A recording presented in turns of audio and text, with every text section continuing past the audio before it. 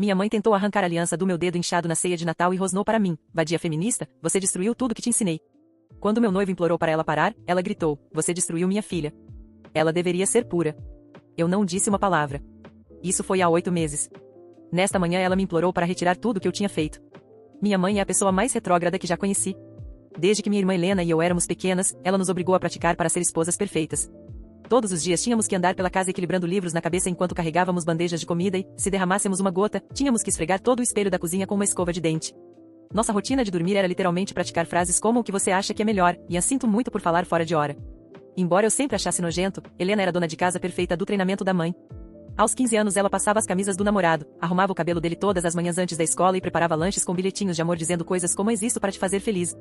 Em vez de se preocupar com a filha adolescente, minha mãe agia como nos anos 50 e comprou para Helena uma batedeira KitchenAid de $300 como recompensa. Mesmo odiando o que minha mãe exigia que eu fosse, ainda ansiava pela aprovação dela. Então fiz o meu melhor. Na escola participei de atividades extracurriculares, tinha muitos amigos e era a favorita de todos, então quando finalmente fui aceita na Northwestern Business School foi minha mãe quem eu contei primeiro.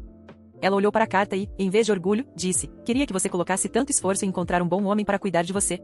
Foi só isso que disse antes de jogar minha carta de aceitação no lixo. O ponto de virada veio uma semana depois. Voltei para casa e encontrei Helena com um olho roxo, mal coberto com corretivo. Quando tentei falar com ela, ela riu. Ah, Derek às vezes se empolga. Na verdade é doce. Significa que ele não consegue se controlar perto de mim porque me ama muito. Foi aí que percebi que tinha perdido minha irmã. Mas se era isso que minha mãe queria, achei que ao menos devia tentar fazê-la feliz. No verão antes de eu me mudar, namorei o pior cara que encontrei só para conseguir um único aceno de aprovação da minha mãe. Meu namorado Tirone controlava meu telefone, dizia que minhas amigas eram más influências e me obrigava a compartilhar minha localização 24 horas por dia. Eu sabia que estava errado, mas quando levei para casa no dia da independência, o rosto da minha mãe iluminou-se. Ela até me abraçou pela primeira vez em 3 anos. 4 anos depois graduei-me em economia. Eu estava em terapia havia meses e tinha conhecido um casal incrível chamado James. Ele tinha 3 irmãs mais novas e me tratava como uma rainha. Ele me ouvia, me fazia rir de verdade. Ele planejava todos os encontros. Então, quando veio o Natal, eu estava animada. Pensei que talvez, só talvez, minha família veria como eu era feliz. James se certificou de que tudo fosse perfeito e que minha mãe o aprovasse. Por um segundo acreditei. Quando batiam a porta entrei confiante como nunca. Foi Helena quem abriu, parecendo um fantasma. O olho roxo mal coberto com corretivo, eu mancando tentando disfarçar. Meu coração quebrou. E o seu também, porque assim que ela viu James me ajudando com o casaco, ela ofegou: meu Deus, você está o emasculando em público. James se apresentou educadamente e falou do quanto estava orgulhoso da minha promoção. Foi então que o rosto da minha mãe passou de um sorriso falso para pura raiva. Um homem de verdade não deixa a esposa dominá-lo, sussurrou, puxando meu pulso tão forte que deixou marcas, e foi aí que ela viu meu anel de noivado. Vadia feminista, você destruiu tudo que te ensinei. Ela tentou arrancar o anel do meu dedo. Helena pulou para me segurar enquanto minha mãe continuava puxando, eu puxava com tanta força que meu dedo ficou roxo. James imediatamente ligou para o 190 quando tentei separá-los. Pensei que, a essa altura, meus pais perceberiam que estavam me atacando, mas não. Minha mãe pegou uma faca de cozinha e avançou em James: você destruiu minha filha. Ela deveria ser pura.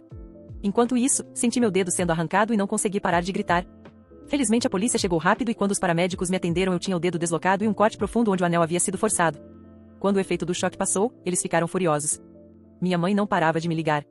James disse que eu devia me sentir segura e perguntou se ainda gostava dele, mas todo o barulho ao redor parecia entrar por um ouvido e sair pelo outro porque eu ia ter um relacionamento com James e ia fazer minha família se afastar. E eu fiz. Bloqueei todos os números, mãe, Helena, até parentes distantes que poderiam repassar mensagens. James me ajudou a trocar todas as senhas e criar novos e-mails. Tremi ao deletar anos de fotos do meu telefone, mas cada remoção doía como arrancar uma máscara que me sufocava. A primeira semana foi quieta demais. Mergulhei no trabalho, ficando até tarde no escritório para não pensar no ocorrido.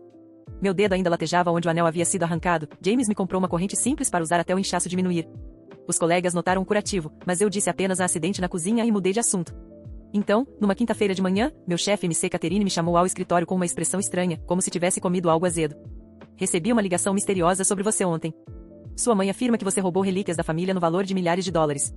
Meu estômago caiu. Segurei o braço do apoio da cadeira até ficar com as articulações brancas. Isso não é verdade. Eu não peguei nada. Ele também mencionou que minha mãe disse que eu poderia estar com problemas de saúde mental, que eu andava errática e que meu namorado me controlava. MC Catherine me estudou. Trabalho com você há 2 anos. Isso não parece com você. Eu tive que lhe mostrar, com dedos trêmulos, o boletim policial do Natal.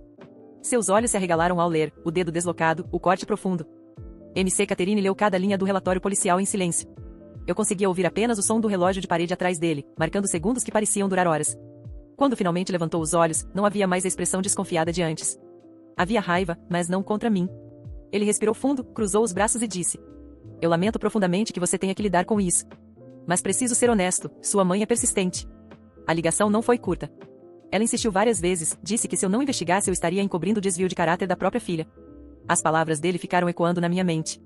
Eu já tinha bloqueado minha mãe em todos os lugares, mas não imaginei que ela fosse cruzar a linha de tentar destruir meu trabalho. Esse emprego era tudo para mim, minha estabilidade, minha independência, minha sanidade depois de anos de sufoco. Eu senti minha respiração acelerar. James não estava ali para segurar minha mão. Estava só eu e aquele silêncio pesado. Mas, pela primeira vez, eu não quis chorar. Eu quis lutar. MC Catherine, eu nunca roubei nada. Nunca precisei disso. Tudo que tenho foi conquistado com meu esforço. Minha mãe está tentando me punir porque eu finalmente disse não. Ele ficou em silêncio por alguns segundos. Depois, acenou devagar. Eu acredito em você. E se mais alguma coisa desse tipo acontecer, você me fala imediatamente. Saí da sala tremendo, mas com uma centelha de força nova. Só que eu sabia que aquilo era apenas o começo. Na semana seguinte, começaram as mensagens estranhas. Não eram números conhecidos, mas sim perfis falsos me mandando e-mails, dizendo que eu era ingrata, vadia feminista, traidora da família. Uma das mensagens dizia: Jamie só está com você por pena. Ninguém ama uma mulher que desafia a própria mãe. Eu sabia de onde vinha. Era ela. Sempre ela. James percebeu que eu estava mais calada, passando mais tempo olhando para a tela do celular com expressão dura.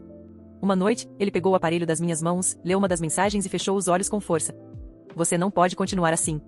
A cada vez que responde ou lê, é como se deixasse ela entrar de novo. Ele me ajudou a mudar mais uma vez todos os e-mails e até o número do celular. Ainda assim, cada notificação desconhecida fazia meu coração disparar.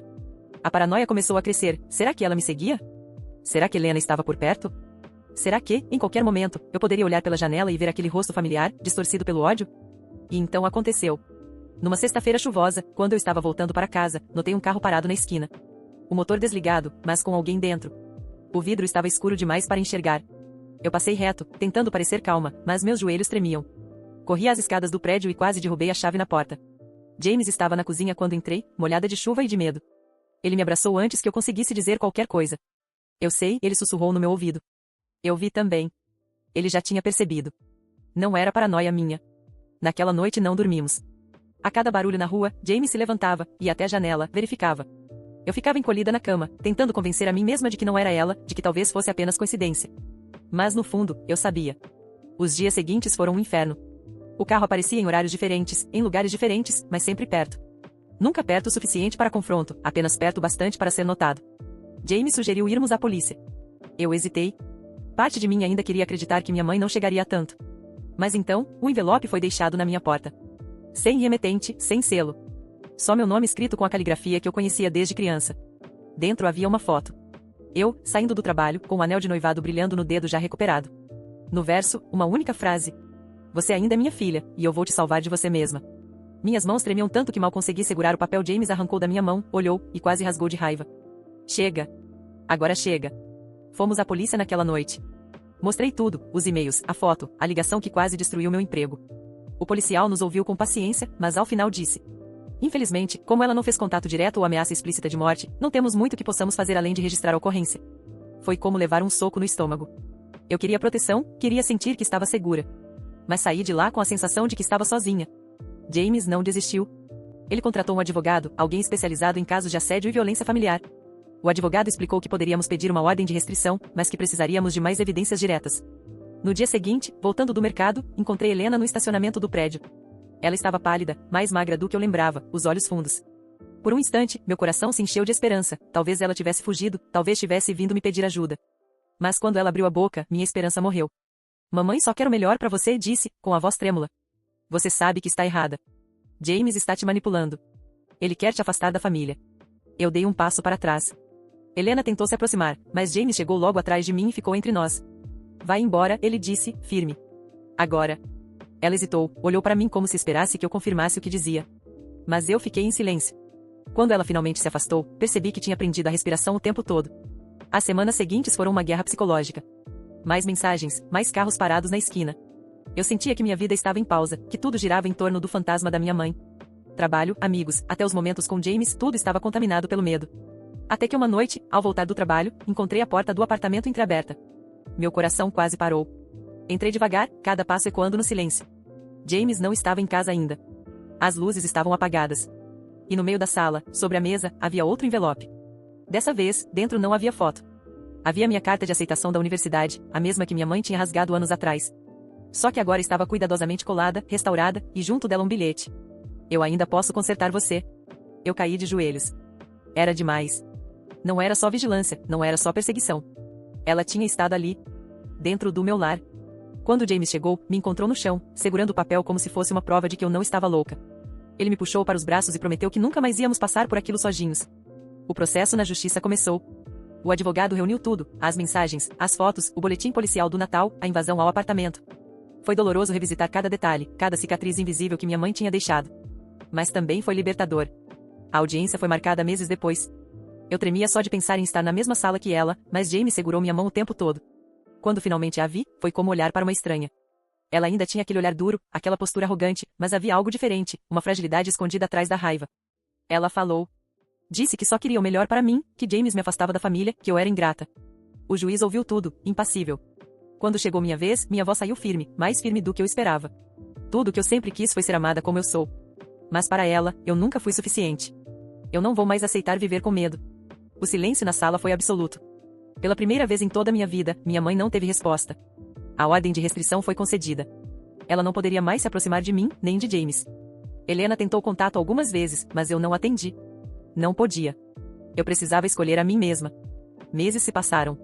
O medo ainda existe, em pequenos traços, cada vez que vejo um carro parado, cada vez que ouço uma notificação anônima. Mas a diferença é que agora eu sei que posso lutar. E quando finalmente coloquei o anel de noivado de volta no dedo, sem dor, sem inchaço, percebi que não era apenas um símbolo do amor de James. Era um símbolo de algo maior, de que eu tinha sobrevivido. Eu não era mais a filha obediente, a garota treinada para pedir desculpas por existir. Eu era livre. E, pela primeira vez, eu realmente acreditei nisso. A ordem de restrição deveria ter sido o fim de tudo, mas na prática foi apenas o início de uma nova fase. Durante as primeiras semanas, eu me pegava respirando fundo cada vez que descia para pegar o correio, como se esperasse encontrar um bilhete escondido, uma sombra no estacionamento, qualquer sinal de que minha mãe estava ali. James tentava manter a rotina normal, café de manhã, pequenas brincadeiras para aliviar o clima, mas até ele, que sempre parecia sólido, começou a ter olheiras profundas de tanto checar janelas e portas. No trabalho, eu voltei a me concentrar como nunca antes.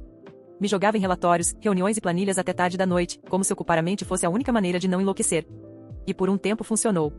Os dias foram passando, e eu comecei a acreditar que talvez, só talvez, ela tivesse desistido. Até que Helena reapareceu. Foi numa tarde de sábado. James estava no mercado e eu aproveitei para limpar o apartamento em silêncio. Quando ouvi a campainha, meu coração disparou. Olhei pelo olho mágico e congelei. Era ela.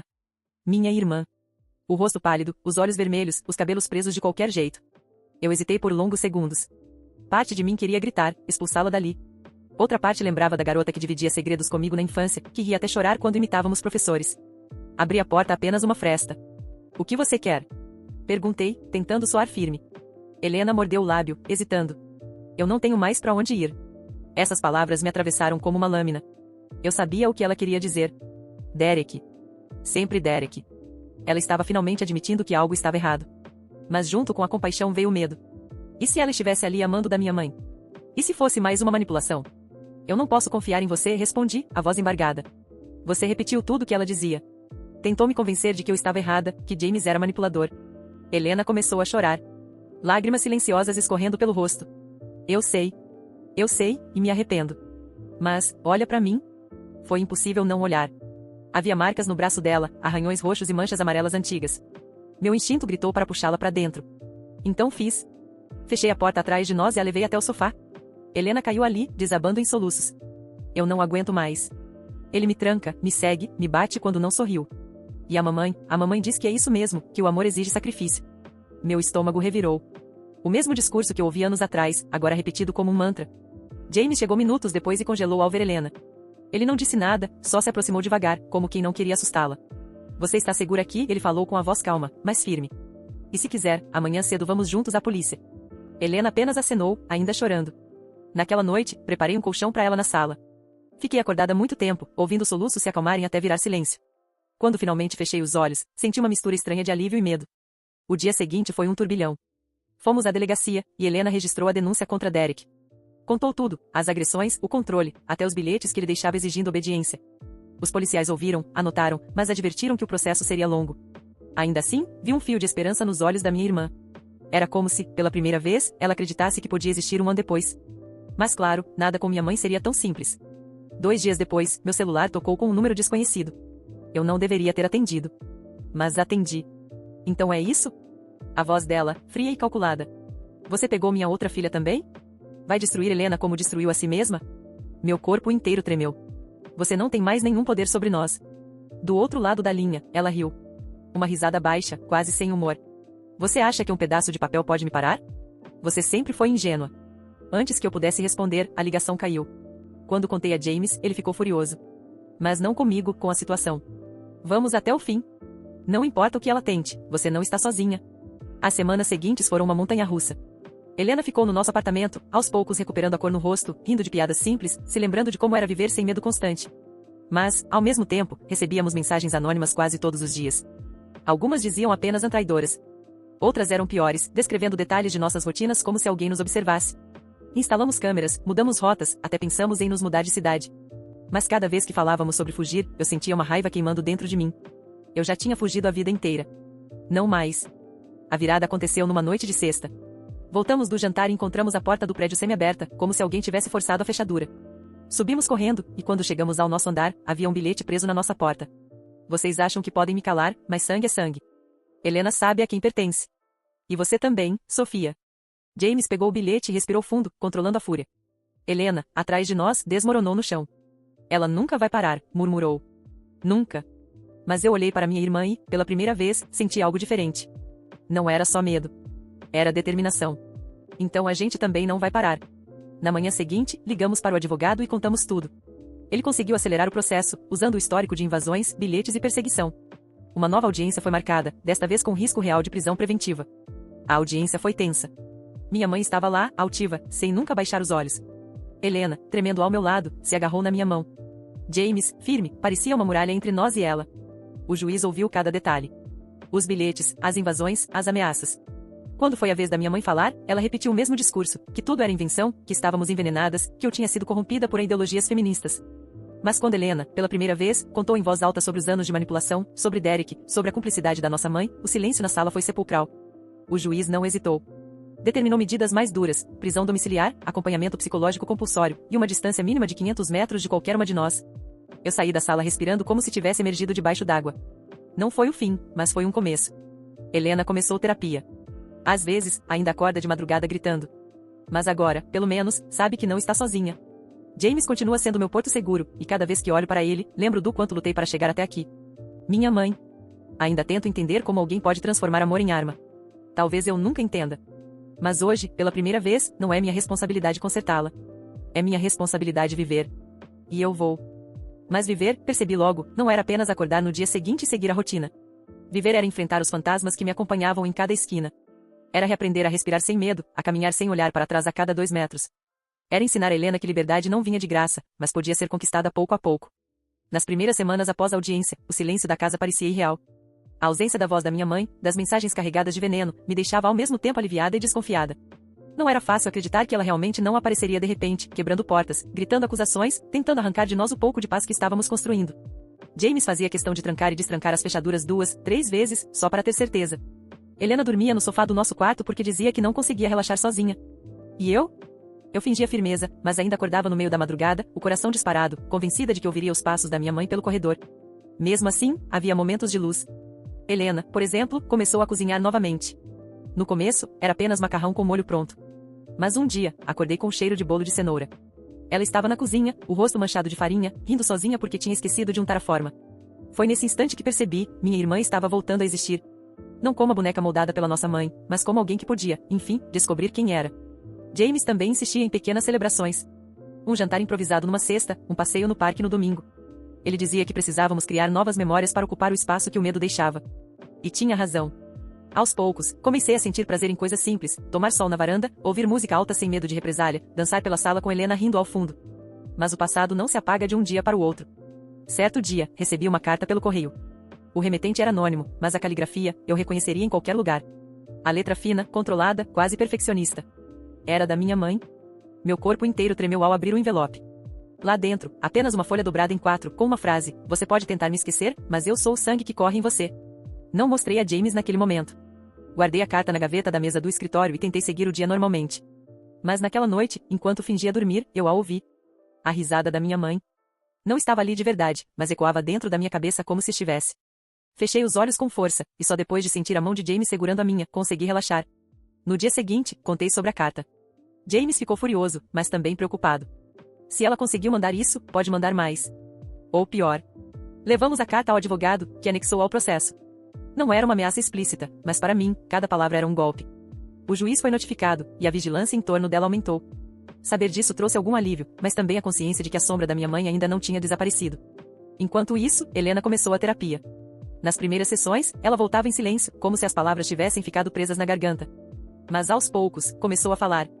Sobre Derek, sobre a manipulação, sobre como acreditava que merecia as agressões porque era isso que uma esposa boa suportava. Ouvir minha irmã repetir as mesmas crenças que eu também tinha internalizado um dia me fazia sentir raiva, não dela, mas de todo o sistema que nossa mãe tinha plantado dentro de nós. Um sistema enraizado, difícil de arrancar. Eu também voltei à terapia. Precisei admitir que não bastava fingir força. Precisava aprender a lidar com o trauma, a reconhecer os gatilhos, a permitir que as feridas cicatrizassem. Minha terapeuta dizia sempre, você está aprendendo a viver pela primeira vez, Sofia. Não é fracasso precisar de ajuda. Essas palavras me perseguiam nos dias ruins, mas também me davam ânimo nos dias bons. E houve dias bons, de verdade. Quando meu dedo finalmente cicatrizou por completo, James me presenteou com uma caixinha azul. Dentro, a aliança que tínhamos escolhido juntos.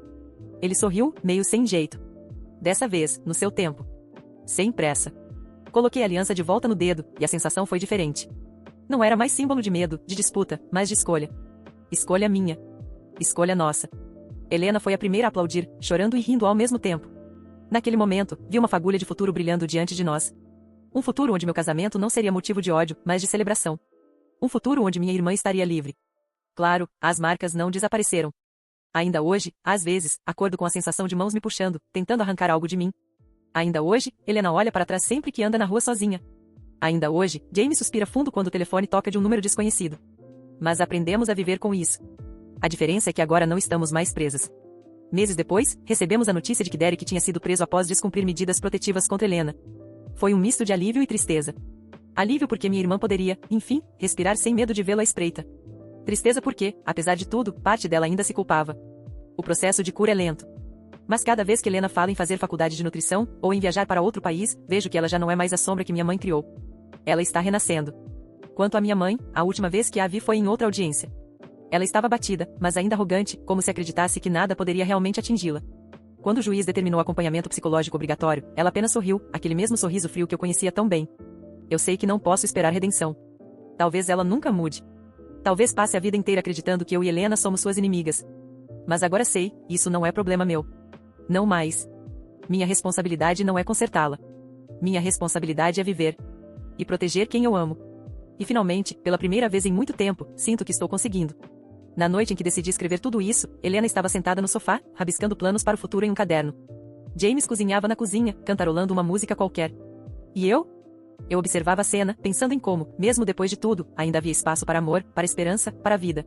Porque, no fim das contas, sobreviver não foi a parte mais difícil. O mais difícil foi permitir que eu merecia mais do que apenas sobreviver. Eu merecia viver. Helena merecia viver. Nós duas merecíamos escrever nossa própria história. E agora, estamos fazendo exatamente isso. 5 anos se passaram desde a última vez que vi minha mãe. 5 anos que parecem, ao mesmo tempo, uma eternidade e um piscar de olhos. Às vezes, ainda acordo no meio da noite com a sensação de estar de volta àquela ceia de Natal, o anel preso no meu dedo, minha mãe puxando com violência e gritando que eu era uma feminista maldita. Mas quando abro os olhos e vejo James dormindo ao meu lado, o rosto tranquilo, sei que não estou mais naquele lugar. Estou aqui. No futuro que eu lutei para construir. Helena hoje estuda nutrição. Nunca pensei que a veria tão determinada. Ela voltou a rir alto, a se permitir gostar de coisas bobas. Quando recebeu a carta de aceitação para a faculdade, choramos juntas, abraçadas na cozinha, lembrando de quantas vezes disseram que nosso destino era apenas ser boas esposas. Agora, ela escreve artigos sobre saúde e alimentação, fala em congressos e tem amigos que a valorizam pelo que ela é. Às vezes, ainda tem recaídas, crises de ansiedade quando ouve vozes mais duras ou quando alguma notícia de violência doméstica aparece na TV. Mas a diferença é que hoje ela sabe que não está sozinha. Ela sabe que pode ligar para mim a qualquer hora, que James vai buscá-la de carro se for preciso, que existem pessoas dispostas a segurá-la quando ela sentir que vai cair. Eu e James nos casamos num dia simples, sem pompa. Não queria nada que lembrasse as tradições da minha mãe, aquelas festas onde as mulheres sorriam como vitrines e os homens se cumprimentavam como donos de gado. Nosso casamento foi no quintal de uma amiga, com luzes improvisadas e música escolhida por nós. Helena foi minha madrinha. Ela entrou comigo até o altar improvisado, de mãos dadas, como um símbolo de que não éramos mais reféns daquilo que nos foi imposto. Quando coloquei a aliança no dedo, não senti medo. Senti liberdade. No trabalho, as coisas também mudaram. Depois de todo o processo, minha chefe me deu uma promoção. Disse que admirava minha coragem. No início, fiquei desconfortável com o elogio, como se coragem fosse apenas sinônimo de sobreviver ao caos. Mas, com o tempo, percebi que coragem também é reconstruir a vida sem se deixar endurecer. Hoje, lidero uma equipe. Procuro sempre dar voz às mulheres que trabalham comigo, lembrando de como minha própria voz foi silenciada por tanto tempo. E minha mãe? Ela nunca desapareceu completamente da minha mente, mas desapareceu da minha vida. Sei que cumpriu parte da prisão domiciliar, sei que continua convencida de que é vítima de uma conspiração.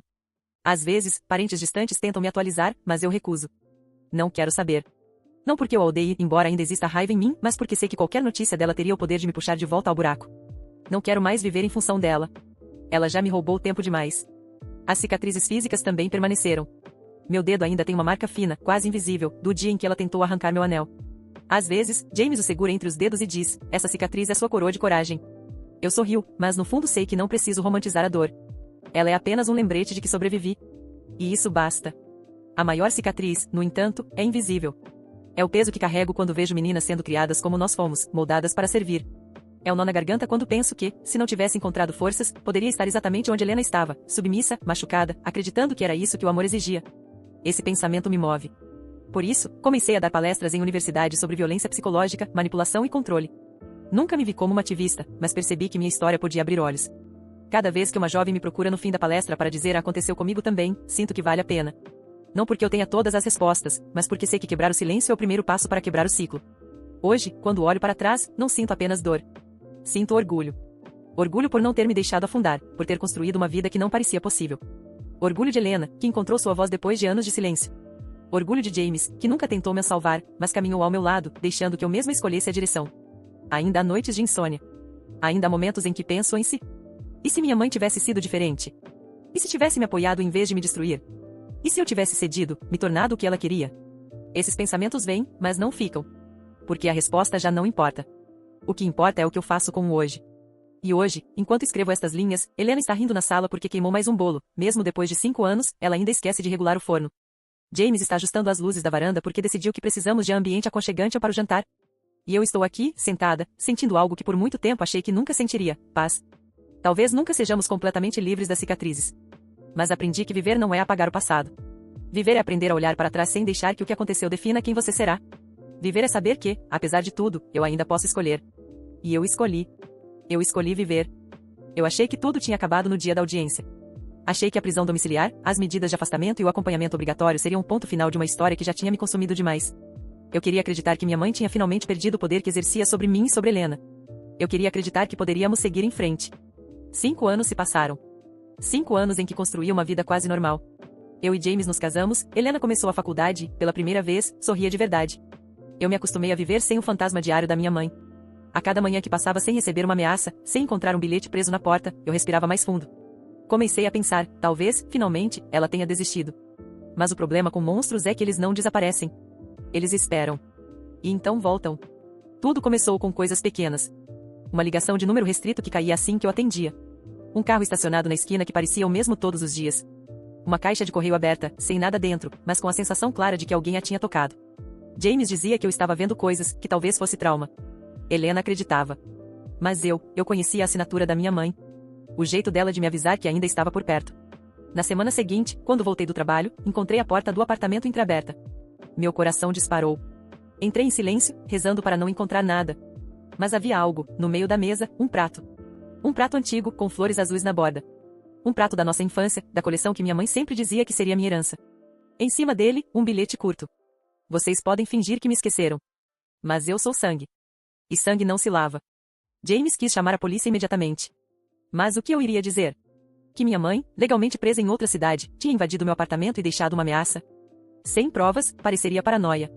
Guardamos o bilhete em uma pasta, junto com os antigos, como se fosse só mais um item em uma coleção maldita. Helena começou a ter pesadelos novamente. Voltava a dormir no sofá, como se o quarto fosse perigoso demais. Eu tentei manter a calma, mas a cada dia ficava mais difícil ignorar a sensação de que estávamos sendo observadas. E então veio a noite do jantar.